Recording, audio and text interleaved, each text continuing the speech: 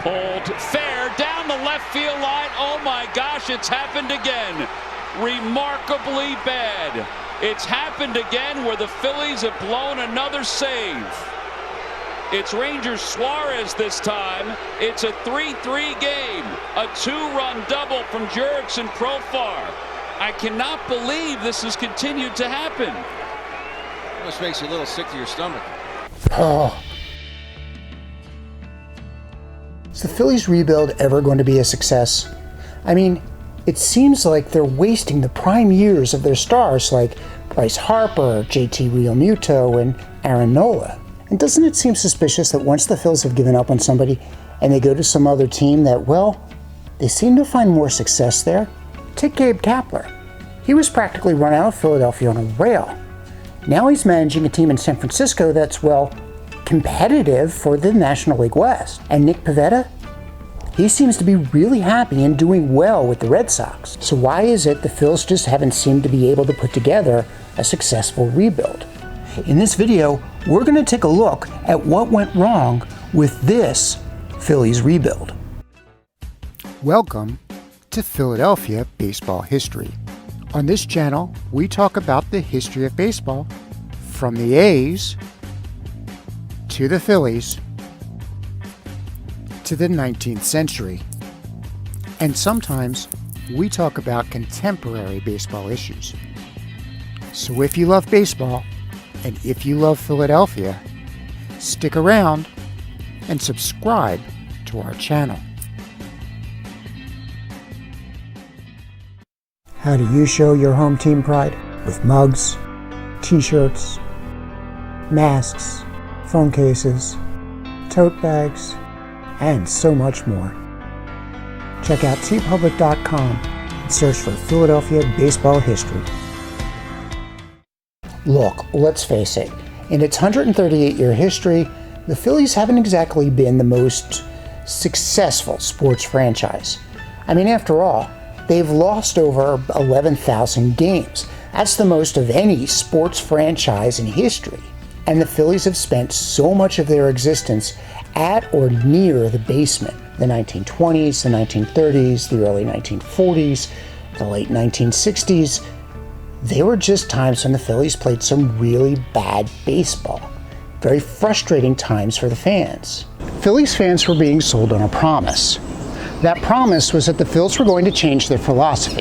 They were going to bring in people who were more oriented towards analytics. At the same time, they were going to work on building or rebuilding their farm system so that they could develop talent from within, and then when they were ready, supplement that talent with available free agents. This is why the Phillies brought in their young general manager, Mack. It's also why the Phillies were willing to take a risk on an unproven manager, Gabe Kapler. Both Klentak and Kapler, well, they were more willing to consider analytics and what it meant for the game. And Phillies fans were being promised that there was hope in the farm system, that there were talented players who eventually were going to be able to come up and help the major league team.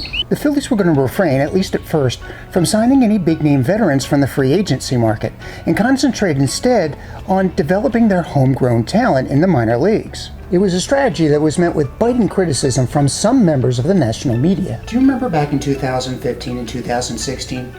There were pundits who were accusing the Phils of tanking. That is, intentionally putting together bad teams so that they wouldn't perform well in the standings, and taking advantage of the fact that they would then have better draft picks, more pool money available in order to build their team up. It was a strategy that the Houston Astros and the Chicago Cubs had followed in order to build their championship teams. Eventually, it would lead to building a strong team from within and putting together a competitive and even championship baseball team. And both the Astros and the Cubs, well, they did have competitive teams that won the World Series. And let's just take a look at some of the criticism that was leveled on the Phillies. Buster Olney of ESPN is one of the biggest critics. There were some local bloggers who joined in the tanking allegations. And even the Inquirer joined in after the Ken Giles trade. Although, in retrospect, Vince Velasquez is still pitching for the Phillies, whereas Ken Giles is not pitching for the Astros anymore. There were some local bloggers who objected to the use of the term tanking. Along the way, fans were told that there were some promising prospects in the minor leagues. Dylan Cousin and Rhys Hoskins had broken Ryan Howard's single-season home run record in Reading. Scott Kingery was touted as a top minor league prospect. J.P. Crawford was considered the Phillies' best prospect. And of course, there was pitching prospect Sixto Sanchez. And then once the prospects were ready to be called up, the Phillies began complimenting them with strategic free agency signings. Jake Arrieta, Andrew McCutchen, Bryce Harper, Didi Gregorius. And then Phillies management used some of those prospects in trades in order to acquire some more key veterans. J.P. Crawford was used to obtain All-Star infielder Gene Segura. Sixto Sanchez was used to acquire J.T. Realmuto, widely considered one of the best catchers in the majors. By 2019, the Phillies were all in with this plan. And then, in Gabe Kaplan's second year as manager, the Phils finished at .500, and that's after 6 seasons of losing records. But they were in 4th place in the National League East. And this was followed by 2020, when the Phillies had yet another losing season and missed out on the playoffs by 1 game. And in 2021 so far, well, the Phils have spent only a few days over .500. So what's happening with the Phillies? What happened to the rebuild? Well, for one thing, the Phillies settled into this pattern of having their prospects make a huge splash once they first came up to the majors, but then fizzle out when the pitchers in the rest of the league adjusted. It's a story that's become all too familiar for Phillies fans. Maikel Franco hit .280 in his age 22 season with an .840 OPS, but he never quite reached the superstar status as we expected. Aaron Altair was batting .272 with an .856 OPS when he played in more than 100 games a season, but then he fizzled out. Scott Kingery was signed to a multi-million-dollar deal after an amazing spring training in 2018, but he never lived up to expectations, and he became a glorified utility player. By 2021, he was kicked off the 40-man roster. In 2017, Rhys Hoskins tore the league apart, becoming the fastest Philly to reach 18 home runs in his rookie season. Sure, he was still the 3rd fastest Philly to reach 100 home runs and currently leads the team in home runs and RBIs. But his career batting average is shy of .240. And this season, he's barely hitting around .230. So the Phillies' prospects have been somewhat disappointing. And some of the veterans who joined the team, well, they didn't work out as well either. Carlos Santana was a major disappointment in 2018 and was largely seen as blocking the promotion of first baseman Rhys Hoskins. And Jake Arrieta, well, he's lost a lot off of his fastball and was often tagged for big runs. And what was the biggest problem that faced the Phillies in their rebuild? The bullpen. The bullpen. The bullpen. The bullpen.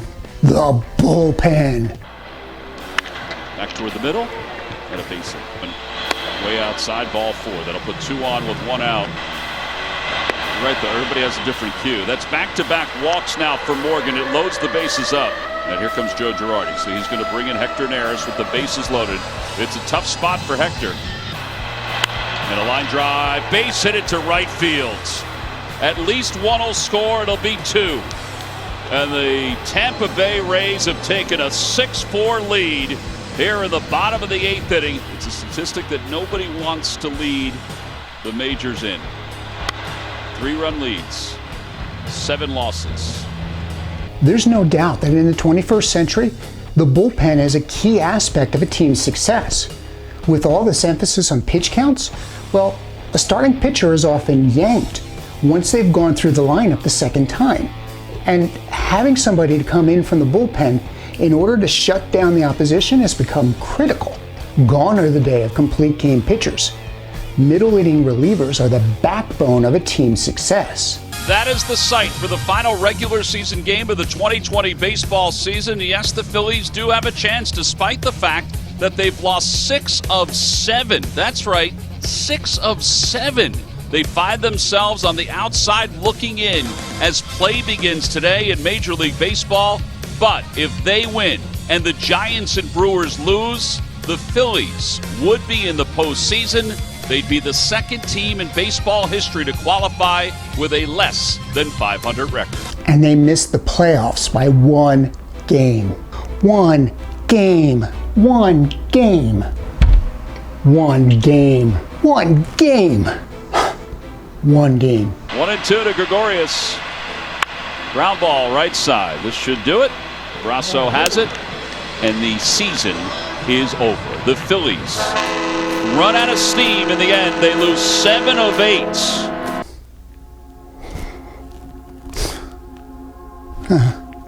It's 1-2.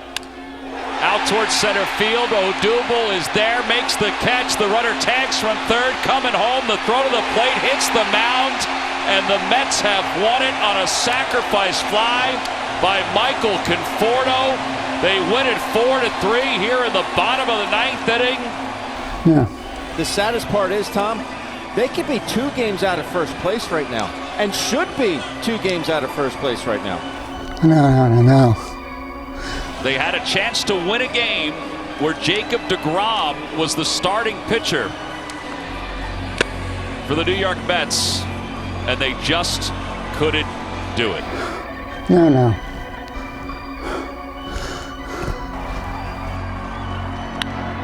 Out to center field. That is well hit. Odubel's going back, and it is a grand slam. It's happened again for the Phillies bullpen.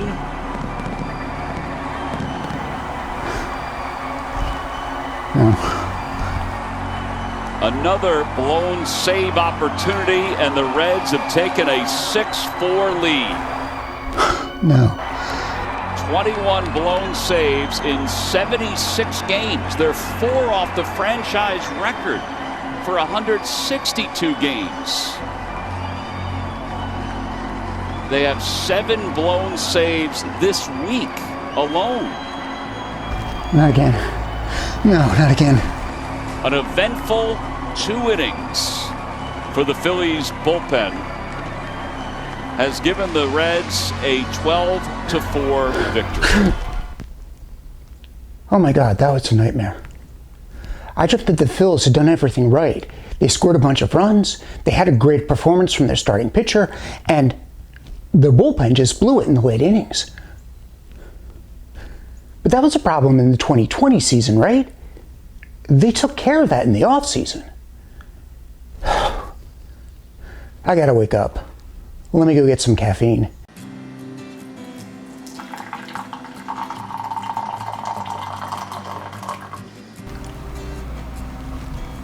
As of the time of this recording, the Phillies have had over 20 blown saves in the 2021 season.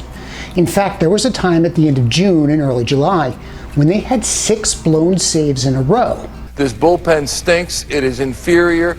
The bullpen is an embarrassment. The Phillies now have 22 blown saves, which is the most in baseball. You know, I feel, first and foremost, I feel awful for Zach Wheeler. To do what he did today and not see a W next to his name in tomorrow's newspaper, it's a sin. I've never seen it. When we thought it was historically bad last year, this is reaching to a whole new life. As far as their bullpen ERA and WHIP, well, both are in the lowest 5 of the entire major leagues.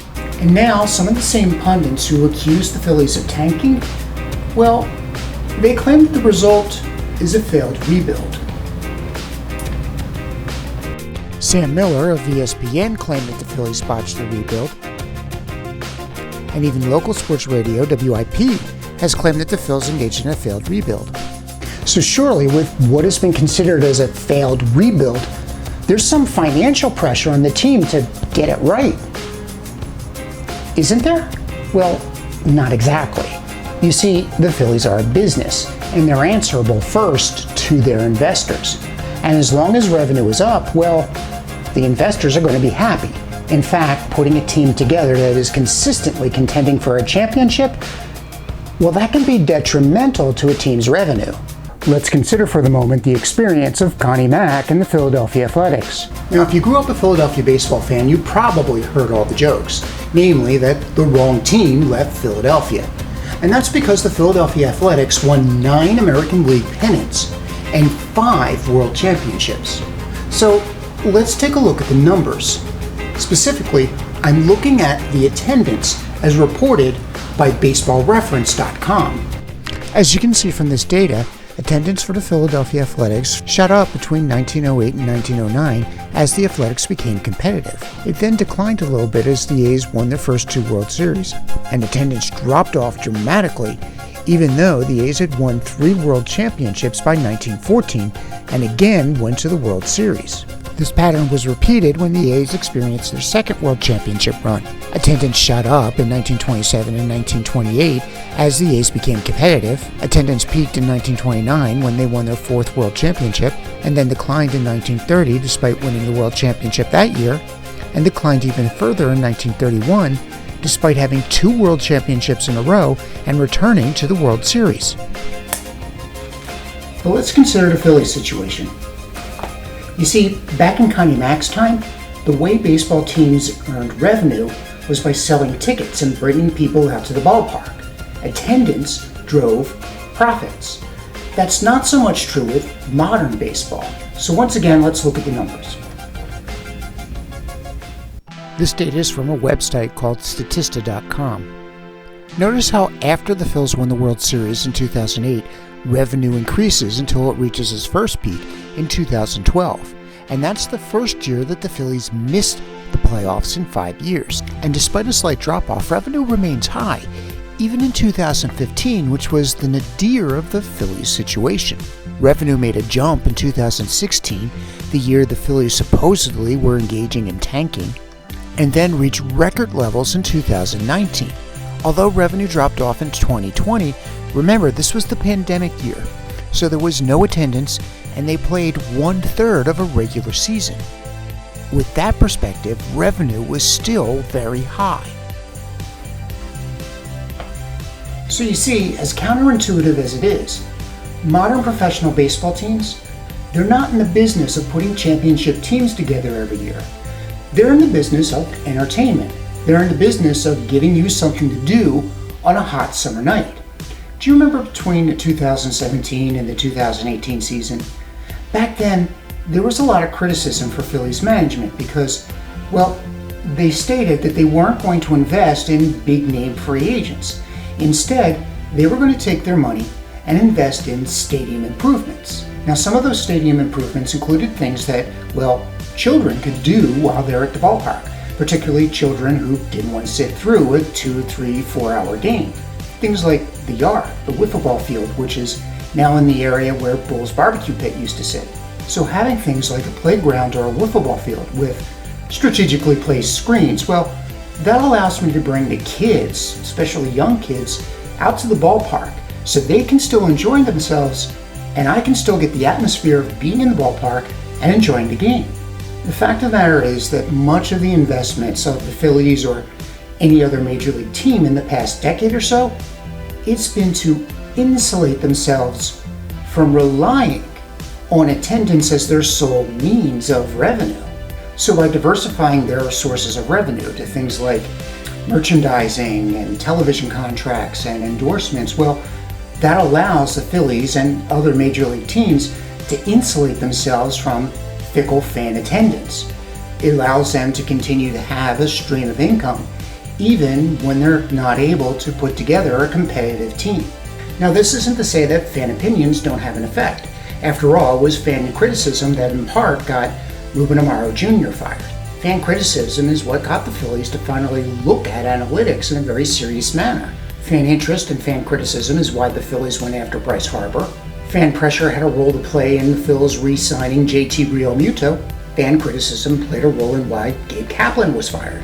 So even though the Phillies have insulated themselves from relying on attendance as their sole source of revenue, well, it doesn't mean that they're not listening to the fans.